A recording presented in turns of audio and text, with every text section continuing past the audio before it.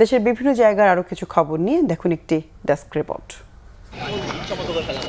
পহেলা বৈশাখে টাঙ্গাইলে ২৭,০০০ কৃষককে কৃষি কার্ড প্রদানের মাধ্যমে কার্যক্রমের উদ্বোধন করবেন প্রধানমন্ত্রী তারেক রহমান। টাঙ্গাইলে প্রধানমন্ত্রীর আগমন উপলক্ষে দুপুরে মাঠ পরিদর্শন শেষে এ তথ্য জানান মৎস্য ও প্রাণী সম্পদ প্রতিমন্ত্রী সুলতান সালাউদ্দিন টুকু।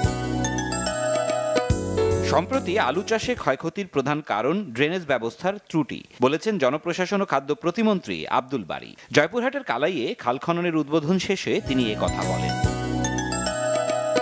কিশোরগঞ্জের কুলিয়ারচরে ২,০০০-এরও বেশি কৃষক কৃষানির মাঝে বীজ ও সার বিতরণ কার্যক্রম উদ্বোধন করেছেন পাট ও বস্ত্র প্রতিমন্ত্রী মোহাম্মদ শরীফুল আলম। উপজেলা প্রশাসন ও পাট অফিসের উদ্যোগে আয়োজনে উপস্থিত ছিলেন স্থানীয় কর্মকর্তারাও।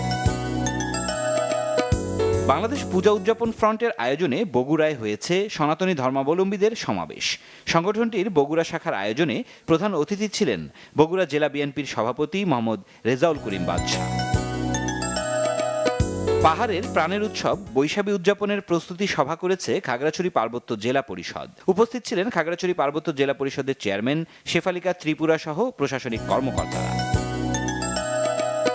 সিরাজগঞ্জের উল্লাপাড়ায় এক কিশোরীকে অপহরণের অভিযোগে মামলা নিতে দেরি ও গড়িমসির অভিযোগ উঠেছে থানার ওসির বিরুদ্ধে।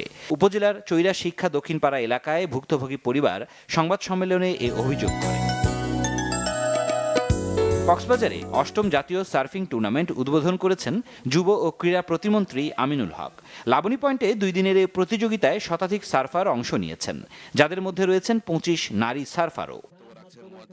সিরাজুম মুনির শুভ, বাংলা ভিশন, নিউজ ডেস্ক।